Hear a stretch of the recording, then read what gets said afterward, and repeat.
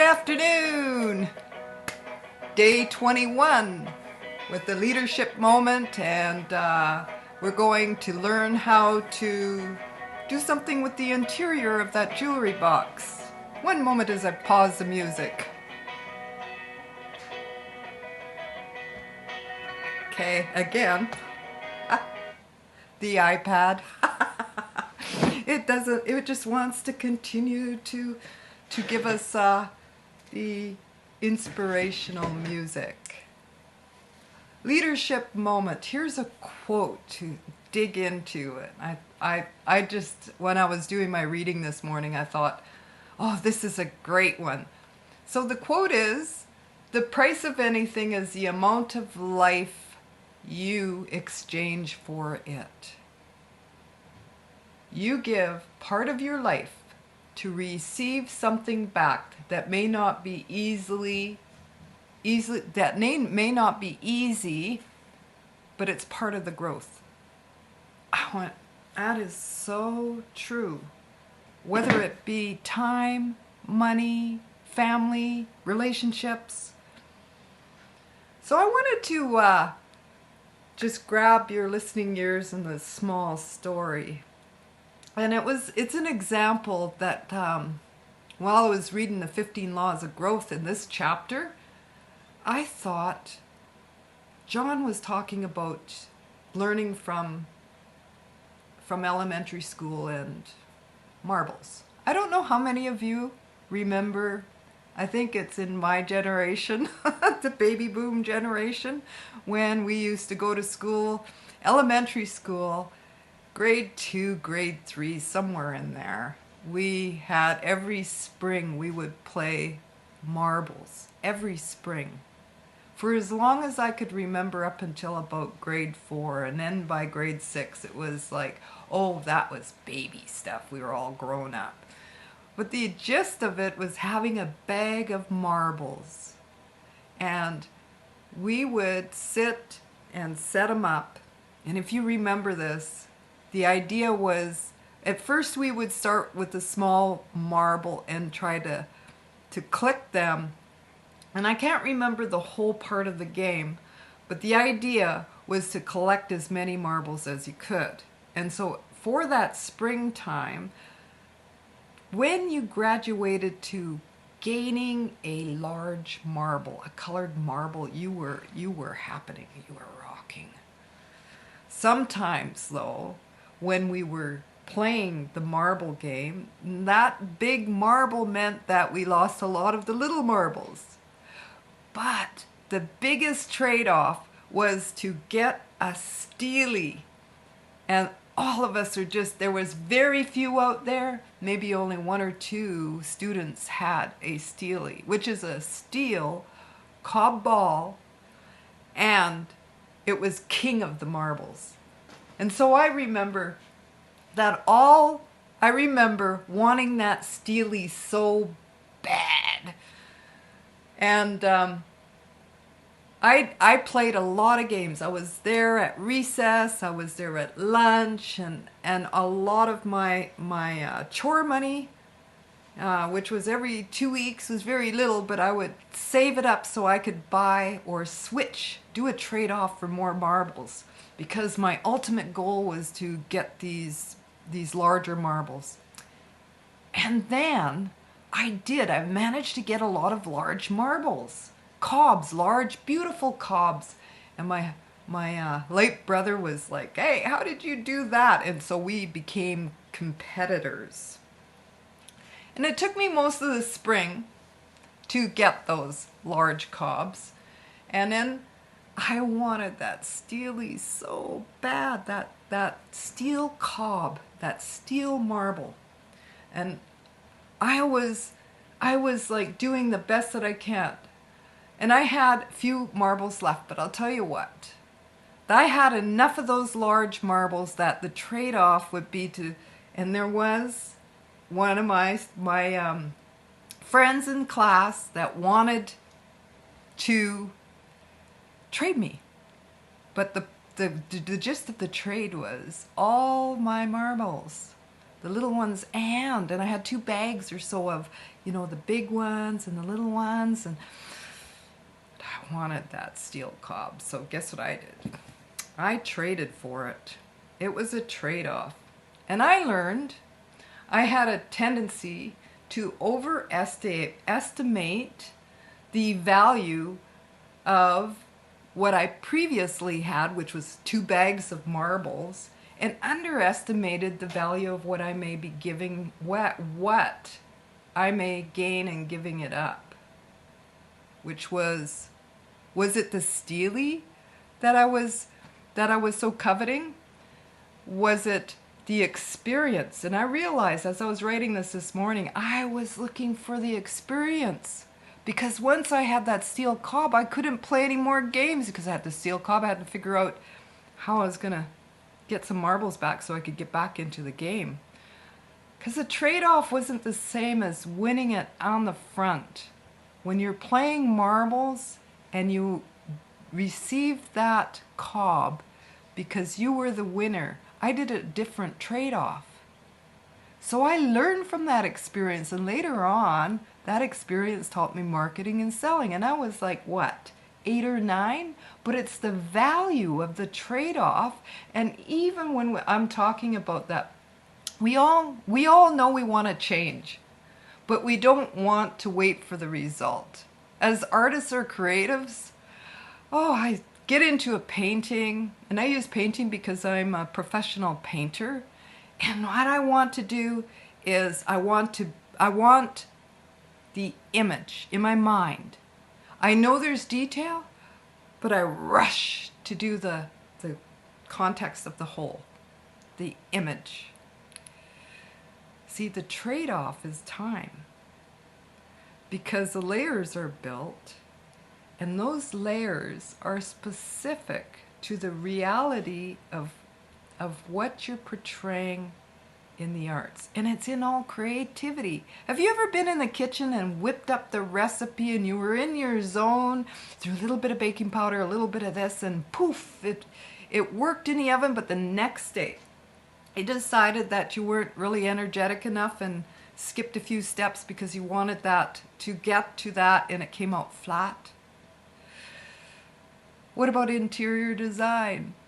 Painting the crevices with that paint instead of using, like I did the other day, paper to run the brusher on so that you could cut the edges evenly. And yet the trade-off was all those details which would bring you to the total successful experience. So that's my thought.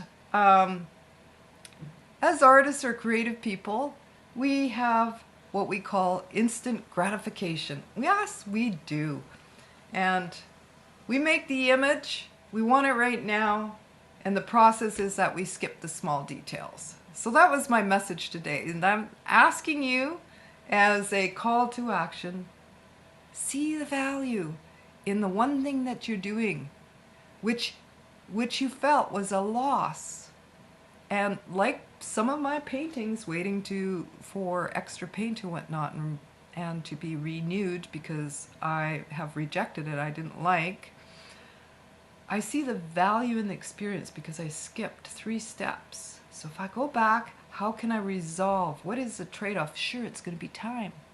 And when I do the trade-off with time, and if you think about what it is that has been sitting in the corner for a while, whether it be recipes, gardening, whatever it is that you're creatively involved, you might take just a peek at what the value is that you missed and go back and work on that. All right, so what we're going to do is we're going to look on the inside of the art box or the jewelry box.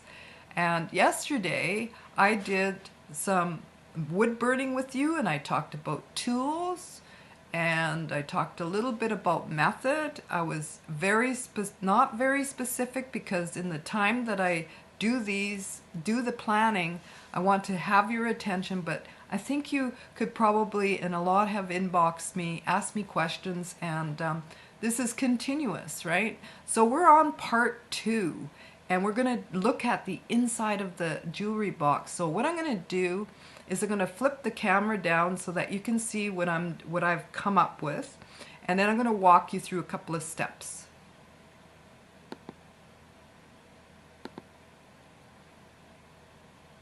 Okay, I am not done. This is by far not finished yet. I'm not, what I want to do is I would like the roots to go down the side, and maybe something on the side here, a design of, maybe some more root design on the side, which I'm going to try and do between the next day or so. If not, you'll get the feel of the wood burning and what it's looked like. Okay, so now I'm going to pop this open because that's where we're at today. Is we're going to talk a little bit about the inside. And I chose to paint the inside white because white will always be complemented by any of the colors that I decide to paint this with. That's right, we're going to go from wood burning. Tomorrow we're going to talk about a couple of techniques in painting. It doesn't necessarily have to be acrylic paint. My suggestion for the inside after doing acrylic paint is if you have some latex paint kicking around, that's what I would do. I honestly would say that because wood takes up a lot of moisture, and this is wood. You could use an interior product, and latex paint would be, interior latex paint would be great for this. So what I've done is I've painted this and I painted the lid. I do not paint the edges. And from experience, I'm going to tell you what happens is when we paint the edges and you put this, it sticks. And then your customers can't open the lock. If you get paint here, use a piece of sandpaper. And you only need fine sandpaper because you don't want to dig a welt in here. If you have cut and made a mess here, then you can make a choice to do the edges but not this piece, just along the edge, if you wish.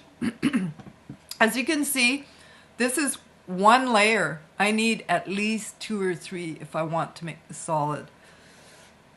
Excuse me. Now, the next thing is matting. What I have here is mat board. And I get lots left over when I mat my frames or frame my paintings. And you can see the thickness, and it's fairly durable. And you could use dollar store, they have small pieces of cardboard as well. And cut it out to size, and I'll show you what that's for in a minute. Okay. What I've done is this is the mat board for the bottom. And you can see it's mat board. Okay, I wanted green because it's spring. And I measured it, but I wanted a little play in there. You'll see a little bit on the edge, and that's fine. Because I want to be able to, and I'm thinking to lift this out may be important to somebody. I haven't quite made up my mind yet, right? I've also created this from the mat board. I wrapped it with the other fabric, and you could see that I could glue gun it in, but I'm thinking I might not. I used glue, a glue gun, fabric, and glued the points here, and you'll see at the bottom where I joined it. And then this has got to fit fairly snug in there, and I'm just going to move it over here a bit because I want to show you. I started a project, and it's still kind of wet, so I don't want to put it in there too much. I started a project, and the project is this. Okay, you want to be able to put your rings, and this is part, people would call this craft, okay? And it would be an art form if I were to sew these by hand. A lot of people are valuing their time, and I do too. So I'm going to show you a couple of tips on this. But basically, and I'm alternating colors in here. I have, it matches my turtle pattern here. So I didn't have a box that was nice enough. I put it in here and I really didn't like it because I want to be able to lift this out. It's like a little drawer. And how I managed to come up with the little box, and you can make your own if you want. This is an upsell to our art form. And what I mean by that is there's a lot of work that goes into it, so you can ask a bit more. This is an old jewelry box. Or yeah, it's a gift box, right? So what I've done is I went, I could recycle that. I could use this as drawer 1 and put these in there like that. And of course all of these are going to be glued down by a glue gun when I'm done. Okay, your question. How did I make these? Okay, yesterday I went on a learning curve. Again, I'm going to push the box over so I could show you what I'm talking about. Maybe put it on the floor because, oops, we're bouncing up and down. Space here. Okay.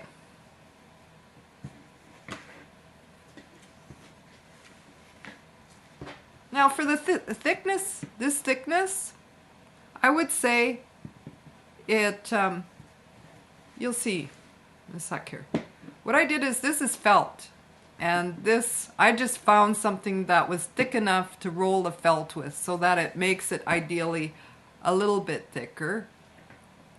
And what I did was I take this and I roll it.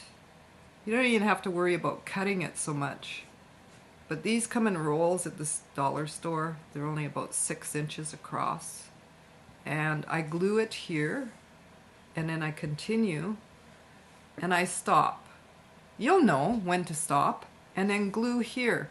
I probably have approximately 6 inches, and when I glue that. And then I measure it in my box, and you can see that the measurements would be off, so I cut it to size. Now if you don't want to, you want to save on your felt, measure and cut to size before you roll it, okay? So I was wondering how come mine weren't sturdy like the ones I saw, and I looked at a lot of different patterns. It's because those old curling irons, those pink ones with the foam on the outside, the twirly ones, they use those for the inside of the jewelry box. And I went, oh, but I don't have those anymore. I gave them away. Okay, if that's the case, how about how about a sponge? And you notice that, right? So my whole thing is, okay, so measure, I'm eyeballing it. And just, I'm doing this quickly for you. The best result would be for measurement. I kind of have an idea of what I want, what I want here. And then I just measured again. Okay. You can make it a little bit smaller. You can cut that in half. I'm going to make it a little bigger than half because I don't want it to be too tiny, because that's the problem I had before. Yes, it's square. That's fine. Because what I'm going to do is I'm going to squish it down, and then I'm going to roll. Okay? And then So does that make a lot of sense? You're gonna glue it, cut it, and ta-da! You're gonna put it in here. And when you're done, you can put it back into your jewelry box. I just had to go down and get that box. And you're gonna finalize, cut, adjust, because what happens is when you put the paint, after it's wet, what it'll do is it'll contract. I'm not sure if I want to glue gun all of this. I want to be able to move things around, and this still needs to be done, but the idea here is to, okay,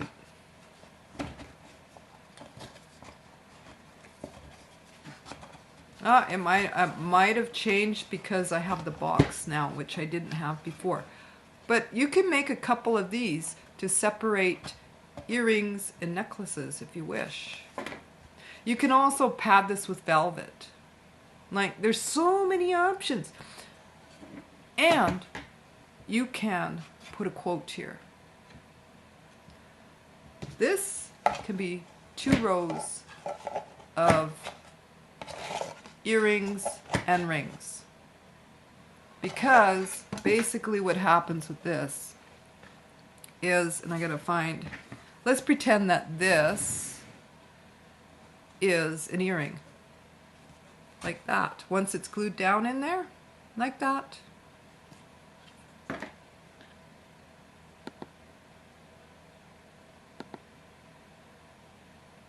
I hope you have found that helpful. I did. There's all kinds of things you can do with the interior of the box, because usually they're blank and they're waiting for our creativity. And so if you like this art form and the leadership moment, and I believe leadership is connected to the arts or to our creativity, because it's a whole part of our growing process. It's something that we can look forward to pushing us in our growth and to excelling, not just excelling, but expanding with our innovation, ideas, switching things up, switching colors, trying new mediums. I thought that just acrylic painting would be my fave. And yeah, since I've done the plaster relief again, I've discovered, like, wow, there's so much potential there. I could do some more canvases, and who knows, maybe I'll do drywall art, but I'll do it in such a different manner because I love the color. I don't like just the white plaster. I could paint it, actually. So I'm thinking about those things.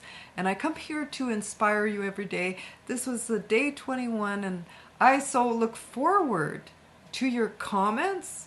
And if you're working on something, I'd love for you to share it. Come to Native Studio Art. You can get there by @B as in Barbara, B Derricks, DERRICKS. You type that in a field, it'll bring you to Native Studio Art. And like I said, like and share, and it'll help others have the same experience and maybe some more aha moments with their creative form. I say creative because art is in everything that we do. We just don't realize it. Love you all. Catch you later.